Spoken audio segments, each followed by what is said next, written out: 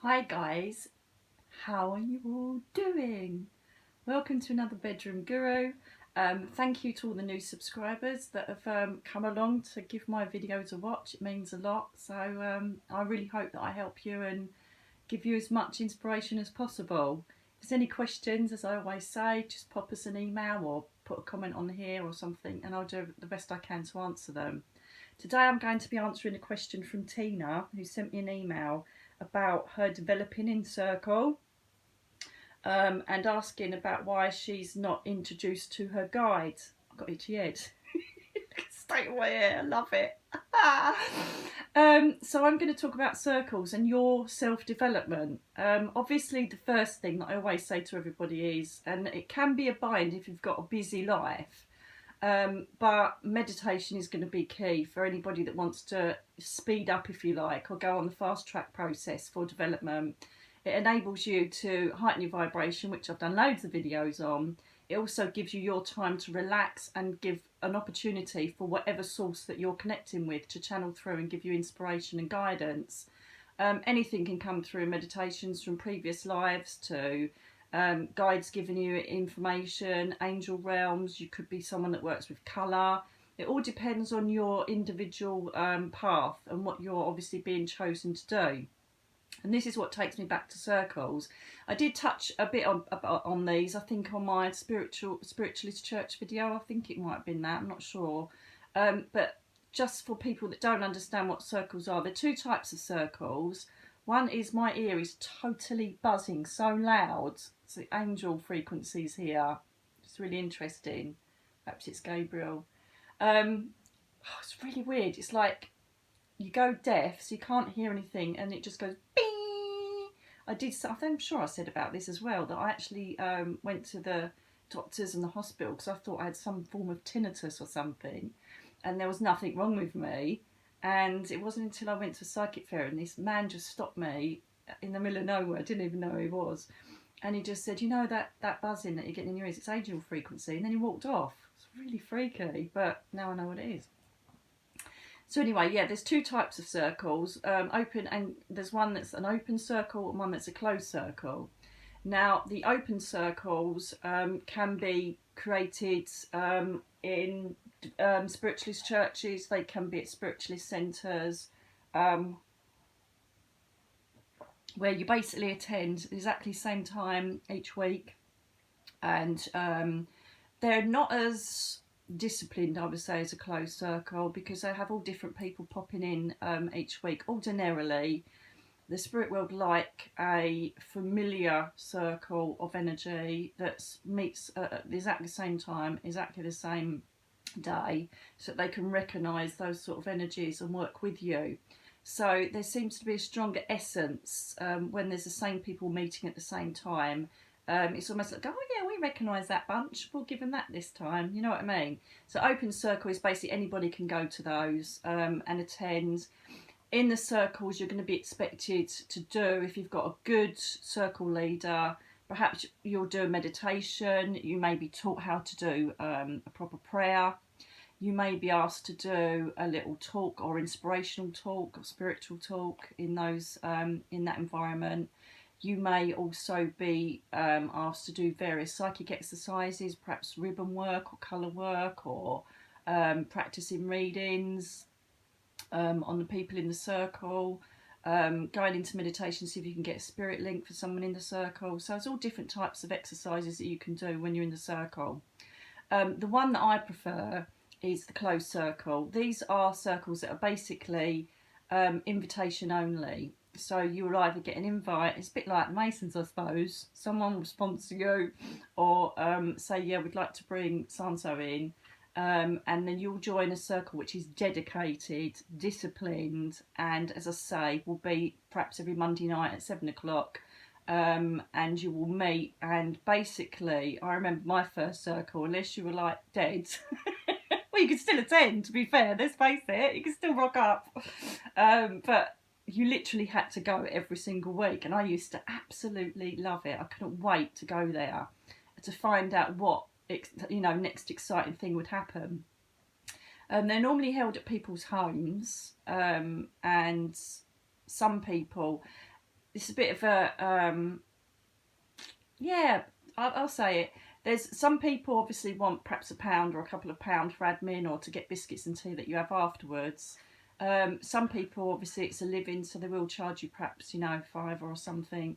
But if it's too much money, then find another circle, because it feels like it would be more like a money making thing rather than you actually doing the, you know, a circle for the greater good.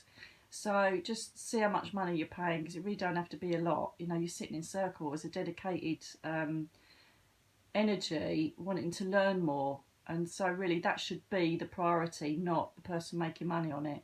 Okay. As I say, all different circle leaders, all circle leaders are completely different and they work in all different ways. So the most important thing is that for you to make sure that you get the best out of a circle, you have to be totally comfortable. If you're sitting in a circle where there's certain people that you can't gel with, more, you know, perhaps there's always going to be one, but if it doesn't feel right, or the circle leader doesn't feel right to you, give it perhaps, you know, 2 or 3 times, because you may be feeling a bit vulnerable, or you may be feeling a bit defensive, because it is a very intimate thing to get involved with, really, because you end up talking about all sorts of things. And part of your development is actually looking at your true self. And when you are starting to dedicate yourself to the spirit world and wanting to be an ambassador for them in whatever way you want to, they will dig out all the stuff that is blocking your energy so that they can flow in it completely. So if you've got stuff from the past, it may come up, you know, past trauma or anything like that. They're going to dig it out because they want you to be as light and as clear for them to bring their inspiration information to you.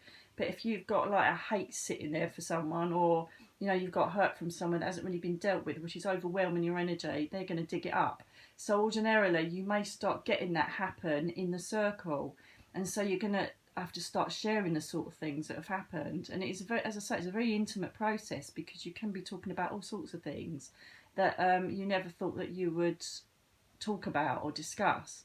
And so when it happens though, when something like that happens, when the trauma from the past or something comes up that you've never actually dealt with, it's quite cathartic, because, you know, you're amongst people that you trust, you know that it's not going to go any further, and you're comfortable to talk about it in your skin, because you're more often than not with spiritual people, you'll find that they've just had as much trauma as you have, because we're all old souls. Do you know what I mean? I'm just going to drink from my tink cup. I've got so many tink things, it's ridiculous. I'm such a child. My friends were laughing at me yesterday, actually, so they come round for a coffee, right?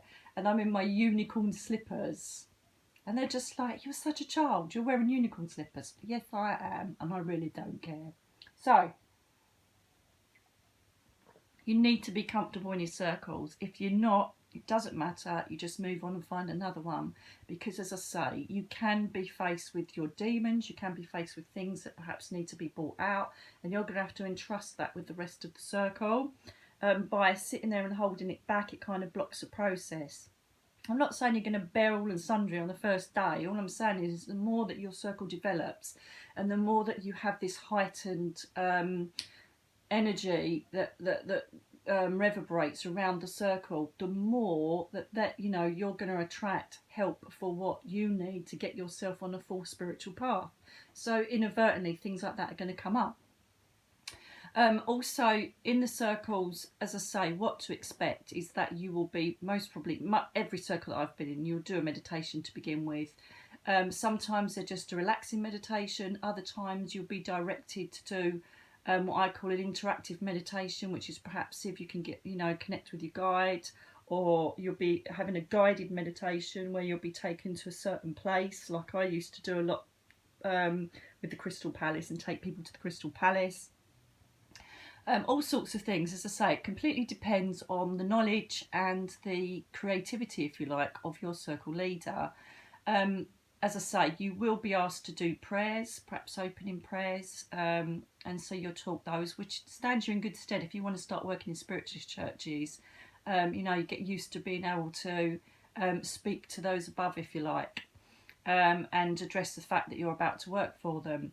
So basically, it's all about the beginning part of the circle is all about preparing you to opening your energy up, opening your chakra points up, and saying, right, I'm ready to work. It's almost like once you're connected in on that circle, the powers that be, whether they be guides or spirit people or angel realms, will see this huge beam of light of this circle of intention to connect, and then they'll home in on it. And because everybody's full with the greater good and that they want to learn, you're not exposed to anything dodgy. You're literally working in the light and you're connecting in with people. So I've already said this in a video before about circles of protection and all that old pants, and people saying, oh, hold my seat 'cause I'm going to the loo. Load of rubbish. At the end of the day, your guides are there. Unless you are a whole circle of axe-wielding murderers, you're not going to attract anything dodgy, trust me. Certain circles have different, can't think of the words, have different directions. Some circles are soul rescue circles, not really a massive fan of them. No disrespect, but I'm not. Some of them are just literally psychic development. Some are for philosophy. Some are physical circles that you support the main medium who's going to channel spirit or angel people through. There's all different ones, so you've got to know what you're getting into before you do it, so that you know whether it's your cup of tea or not, because it's not everybody's cup of tea sitting listening to philosophy all night. So basically, for the people that want to develop and get to know, more about their soul and about their guides and about their life purpose down here, then you want to look at like a self-development circle, which is all about you firing up all of that psychic and mediumship energy and working it. And as I say, with those type of circles, you're going to have different exercises every week. They could be all different types of things, and you find that you surprise yourself, because when you're actually like trying stuff on your own, you're like, oh, for God's sake, I can't do it. But you'll find that when you're amongst other people, you'll start seeing their guides, or you'll start feeling their energy, and it's almost like you're connected as one. It's a really cool thing when you actually gel. Once you actually gel all together, it's pretty amazing. I remember when I had Catherine first come to me, one of my guides, who gave me the art of prophecy and seeing ailments in people's bodies. And as I was a bit sceptical, because I'm thinking, yeah, right, okay. The first circle, that was at the Alpha Finney College, and when I got back home, I was obviously running circles from my sanctuary in the back garden. I had a building in the back of my garden, and the first circle I did back with my lot, 4 of them came back and said, I just saw this most beautiful woman in a black cloak. She looks a bit like the Black Widow advert. And they said she was absolutely stunning with long dark hair, and she said her name was Catherine. I was like, oh my God, get in, So she'd come to the circle, one of my new guides, to prove her essence, to prove her presence, and also it was great corroboration and great evidence for the 4 that got her. They were like, oh my God, this is so exciting. There's all sorts of things that happen in circles. I remember doing a circle, I think it was a morning one actually. So busy back those days, it was so wonderful. And we'd got into meditation, and because sometimes what the circle leader will do is they will monitor everybody. So as a circle leader, you can't really go off into your own light journey, because you're there to monitor the souls around you in the circle. So you'd kind of spend time looking at that soul, looking at that one, making sure everybody's all right, dipping into their meditation, having a little nose. I used to love doing that. But then for some reason I just thought, I'm going to go off on my own, because it was a very capable circle. So I thought, I'm going to have a little look for myself, see if there's anything they want to tell me. And when I went up, there was this woman standing there in front of me, soaking wet with long dark hair. And it was like something from The Sixth Sense. I was like, Jesus Christ. She was just standing there, got right up, and I knew she was obviously dead. And she was just dripping water. And I'm like, Christ. And this little boy comes up and says, oh, hello, my name's Daniel. And I said, oh, hello, darling. He was such a cute little boy. I don't think I should say a lot about him, because he's still missing. So I don't think I should say any more about him. However, he was the one that showed me this lady and said she's just been killed by this nasty man. So I went, really? And he said, yeah, she's not very happy because she's in the ditch. And I'm like, oh, darling. Anyway, he sat on my lap. He was playing with my hair. He was so beautiful. And I was like, Christ, this woman's just been murdered. So anyway, I sat and talked with this Daniel for ages, but this woman just would not say anything. She was just standing there looking at me like right ump. So came round from the meditation. I went, oh Jesus! I said, there's going to be a murder. I said, someone's just been murdered. I said, it'll be on the nose. I said, it's so going to be on the nose because it's just like so strong. And I said, it's up near Ipswich way. I said, it's like Norfolk, Ipswich way. And I said, I'm telling you, someone's just been murdered up there. So anyway, if you remember, I'm talking about the prostitute murders of Ipswich. And I think it was it Nicole, the first one? I can't remember. But they didn't find her till 6 weeks later. So as the weeks went by, I thought, oh my God, I've made myself look a right pillock here, because I've said to everybody, yes, there's a murder. And there was nothing. Do you know what I mean? And I'm like, oh God, I so got that wrong. What the hell? So then I was at my friend Joe's house, who lives in Felixstowe, and I was sitting there, and it came up on the news that they'd found her body, and it turned out that she'd been there for 6 weeks. And the day that I had the meditation was it literally the morning after she'd been killed. And I then started getting loads of stuff for those murders, seeing where the next bodies were and God knows what. So, you know, I'm trying to give you an example of what happens in circles. Other times you can get your guides come in and give you guidance. Other times you get world philosophy. So, you know, you'll pick up things that are going on in the world and what's happening with the universal energies, you know, what's happening with the humankind. It ain't great in the moment. That's another video. And you just end up gelling with these people. You end up socialising with them as well, and they become really deep, close friends. If you've got a good circle like that, that's how it works. And so it's just a lovely thing to have. Now, I'm giving you the positives and what can happen in a circle, right? And at any time that you feel that you're not getting any further forward, don't be afraid to leave. You know, I was like, oh my God, I don't want to say that I want to leave, but I did. You know, when your time's up for you to move on, because we all develop at different speeds. This is what I want to talk about. The biggest problems that we have as developing humans, if you like, trying to understand the spirit world and trying to develop that spiritual side of us. Because remember, we've all got it.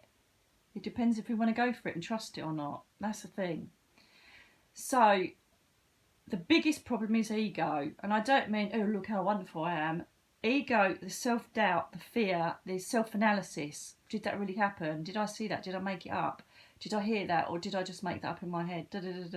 You've got to let yourself go in circles, and you've got to allow yourself to just accept what happens and trust it. Because more often than not, you will get verification of it through other circle members, or you'll get synchronicity the next couple of days that will back up exactly what you've seen, you know. So you have to trust yourself and go with it, all right? And if there's anything that comes through for anybody else, you've got to say it all. Even if it's, I can see, I don't know, a pink monkey riding a unicorn, right? They might say, I've got a pink monkey riding a unicorn in my bedroom. You know, you just don't know. So one of it is self-doubt and fear. The biggest one that will knock you back, and this is one of the biggest problems that I saw in my students over the years, is you comparing your development to everybody else in the circle. Oh my God, it's just a nightmare. And a lot of people end up leaving circles or getting disillusioned with it all because they're looking at other people, seeing them flying, and all they're getting is colour in their meditation, and they get the ump. And so this is what you need to do, those people that get the ump. It's like, for instance, I'll say that first. Basically, I remember sitting in a circle. Sandra, I'm going to mention your name, darling. Bless your heart. We were in a circle, as I say, at the sanctuary, Enigma Sanctuary, and we come out, and Sandra, who is the most beautiful girl, miss her so much. She's such a lovely, beautiful spirit. Oh God. And she looked a bit disillusioned, and everybody's going, oh, I saw this, and I went over mountains, and I saw my guide, and I did this, and I did that. And she sat and went, I just saw colour. I went, wow, brilliant. She went, no, it's not really, is it? So I said, well, yeah, it is. It's great. She goes, well, no, why can't I see my guides, or why can't I find out my guides' names, or blah, blah, blah, blah, blah. I went, don't you see? I said, you weren't thinking about, oh, I've got to take the dog out when I get home, or I've got to go and get some mincemeat from the supermarket because I'm doing bolognese tonight. I said, you weren't affected by any human thought. You were in the zone and being shown colour.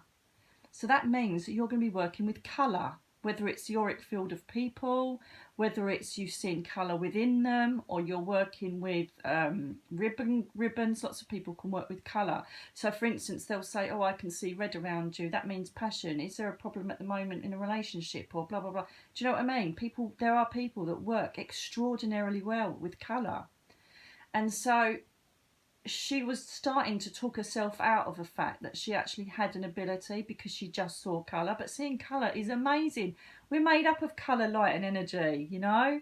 So really, she could have completely stopped her development in its tracks, but she didn't, and she carried on, and she worked beautifully using colour. Beautifully. Okay. Other people might be on a path that's more urgent. They may be more ready to go and do readings, or more ready to go to spiritualist churches because of their life circumstances. So yes, they may be shown their guides, and they may be told their guides' names because they're ready to go and do what they're doing because they're on a completely different path. So a lot of the questions I get, oh, if I had a penny, I so would have naked waiters just serving me chocolate and what else? Oh, strawberries dipped in chocolate. That'd be nice.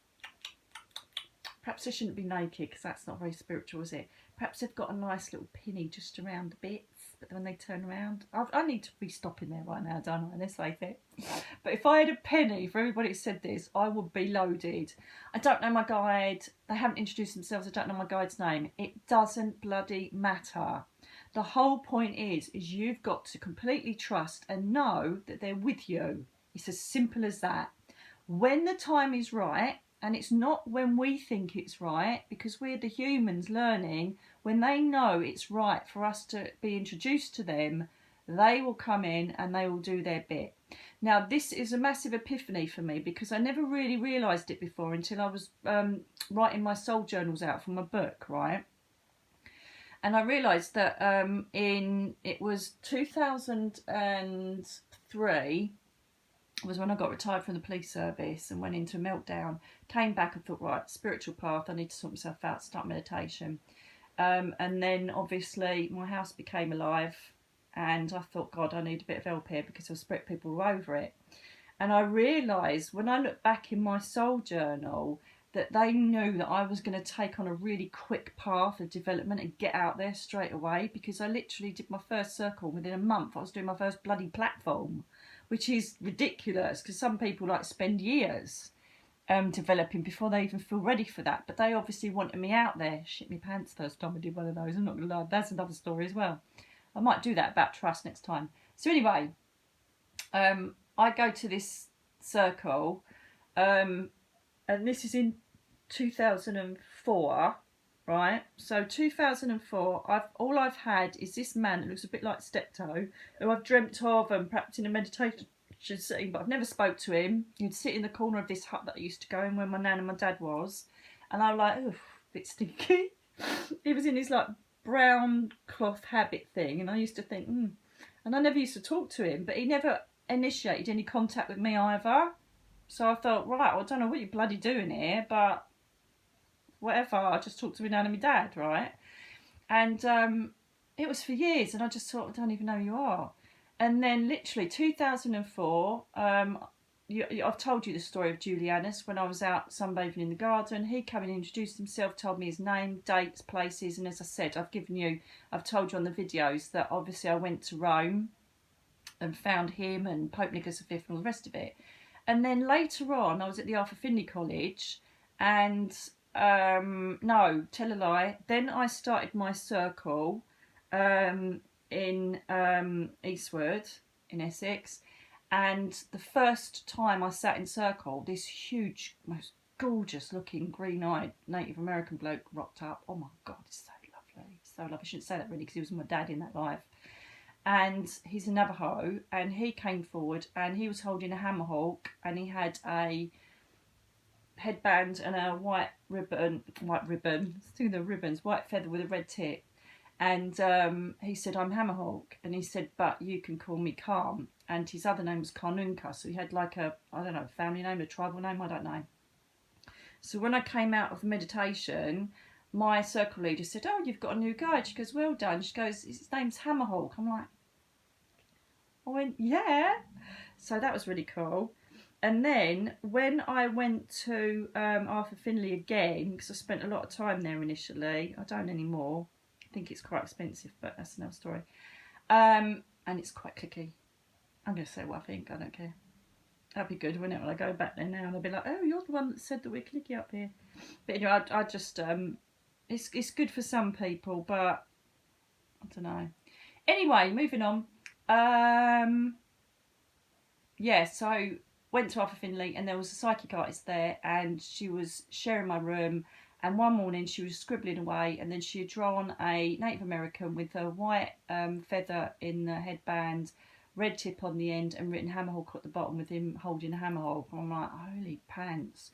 So he rocked up. Then the end of the year, I again was at Arthur Findlay and I could not do for the life of me psychic connections with people. I could not sit and blend with anybody. I was sitting opposite people getting the right ump.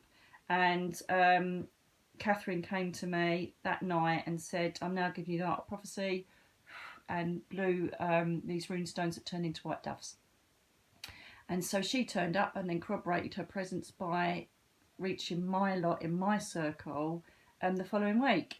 So they were very quick, very swift. Within a year, they'd all introduced themselves because they know that I was going to be kicking off, like dropping on the ground running, basically. So they came in really quick, okay? But that was because my journey has been quick and I literally was out there before I even had a chance to breathe. Some of you aren't in that race to get you out there. I don't mean our race. They're like, we've got to get her out there.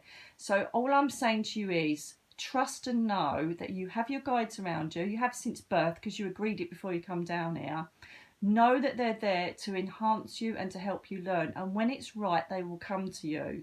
The biggest mistake that you can do is compare the people around you when you're in a circle, because that will completely knock your confidence. It will stop you from like allowing your energy to run that nice, pure, calm energy that you can get all the information from the spirit world from. And you're going to end up leaving the circle because you don't think you're good enough. And it's all human belief and ego. Don't do it to yourselves. They want us sitting. They want us sitting more than ever at the moment. Look at everything that's going on in the world. How many times have you turned the news on and gone, oh, what lovely news we've got. It's mayhem. It's bloody murder, terrorism, hatred, power. It's just a bloody nightmare out there, you know. And basically the universal energies coming to the brink of needing massive change. And that's what's going on out there. They want us to sit. They want us to learn. They want us to dedicate a loving energy to the spirit world to spread to the rest of humankind. So don't allow a stupid ego. I can't do this. I don't know my guide's name. I don't know this. I don't know. I didn't mean that to sound like, you know, someone being a baby. But don't.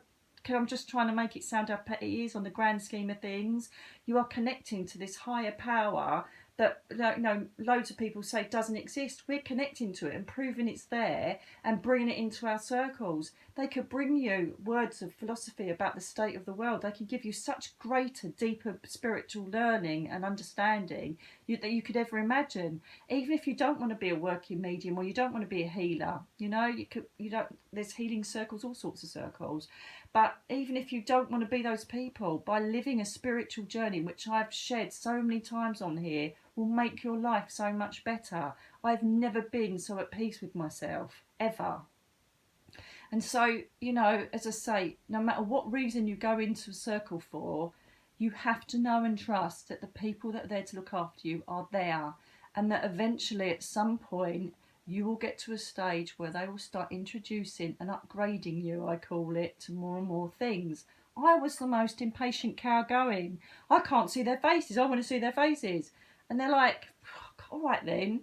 but it's only because I was ready. But then other times I go, I can't get their names, it's doing my head in, right? And I look at all my old soul journals thinking, oh my God, I was excited I got someone's name, you know, and back then, but now it's like, well, yeah, of course, you know, a spirit person's name. So just be patient, darlings. Make sure you're in a comfortable environment. Make sure you like the people you're with in your circle. As I say, there might be one that's a pain in the arse that nobody likes. But if it really is like you can feel it don't fit, then don't go back. Find another one. And there's loads of them. You know, as I always say about my friend's website, spiritguides.co.uk, there's all classes and circles and God knows what advertised in your area. So have a look there if you need to find one locally. Or just pop onto your local spiritualist centre, because then they'll direct you in the right way. They'll either have their own one there, or someone say, "Why do a circle?" You know. So there's all different ways of doing it. But as I say, even if you don't want to be a bloody medium or do readings or do healing, or you don't want to do anything in that respect, you just want to have a more spiritual understanding of life and yourself, still go there. There's loads of people that used to go there, you know, that were mums that wanted time out and just to do something else in their own right and connect with themselves and learn a bit more about spiritual essence. Some of them actually surprise themselves and end up working on the platform in spiritualist churches. So, you know, what can it hurt? If you've got a spiritual interest, give it a go. Go along and see what you can find out about yourself. I think it's the most amazing thing that you can literally go into a different brainwave state and you're in a completely different world. I don't understand why people don't, that everybody doesn't do it. That you can go to heaven and see your family, you can go and see your guide, you can go to the angel realms, you can get help, you can get inspiration, you can see your previous lives. It's just a whole world of magic that, you know, people miss out on. And I just don't understand why. It's such a beautiful place to be when you're in that state and you've got them in your hands, and you know, you just go and have this most beautiful experience, and it just leaves you charged for the day or even the week or even the month because it's so magical. So anyway, I better stop there because I'm noticing it's 31 minutes already. As you know, I can talk for England and Wales and Scotland, Europe and pretty much every continent, and yeah, okay, talk for the world. So I hope you've enjoyed this one, and I hope, Tina, that you've understood what I've said here, darling. Be patient, because they will come to you when the time is right. It's exactly the same as when we want spirit people that we love and miss to visit us. Why haven't they come? Why haven't they come? You know, we think it's the right time to receive them. They know when it's right. And it's exactly the same with your guides and all the other information that's going to be brought to you in your meditations and in your circles. So be patient. Trust the process. It's coming. Don't compare yourself to other people. We're all on different paths. We're all walking and running at different speeds. And so you just have to honour what you develop on and what you learn and how far it takes you. And as I always say, by having a soul journal, and I'm sure I should get some soul journals actually and start bloody selling them, just to ram them down people's throats. It's the most precious thing you could ever have, a soul journal, because you write all of your meditations in, your dreams, your thoughts, your feelings. It's also an excellent counselling tool to deal with any trauma or any things that you need to get out, because that's going to happen on your spiritual path. You're going to start looking at your past and healing from it. And when you read, I love it. Now and then I just get my books from like 10 years ago and I'm reading them thinking, oh my God, bless your heart. And I'm like, what does this mean? What does that mean? And now I'm like, really? You didn't know what that meant? Bless you. Because I never read anything. I just wait for them to teach me. And it's just such an invigorating thing to to read all the amazing adventures you have, you know, all those years back, and to see how far you've come. It's a brilliant confidence booster. And as I say, it's like my Bible, my soul journal. I just adore it. They're so precious to me. And I literally write everything out in them. So for instance, if I'm like laying asleep and something's really bugging me, I think, oh, for God's sake, so I write it out. And ordinarily you'll get answers when you're writing. You could write 1 page or 10 pages, or you'll get inspiration from up there. You might automatic write, and they'll give you the answer to your problems. Soul journals, darlings, they're a massive key to all this. Anyway, I'm going to love you and leave you because I need to go and do something. I don't know what. Most would be something boring, because it's going to involve tidying or something like that. Yeah, rubbish. I might do another one of these because it's so much more enjoyable. Anyway, thank you so much for watching my videos. Again, I've had loads of beautiful emails from you, and I just quite, I don't know, I'm just really humbled and quite not a day goes by without me getting messages through Twitter or Instagram or you know, emails to say how much you like these videos, and I'm so pleased you like them. And I just want to say thank you. And if there's anybody that you know will benefit from them, please share them. Share, share, share, share, share, share, share. And I look forward to speaking to you next time. So take care, and if you're in a circle, be patient. Wait for them to do their magic. So with that, I will love you and leave you. Take care, y'all. Bye.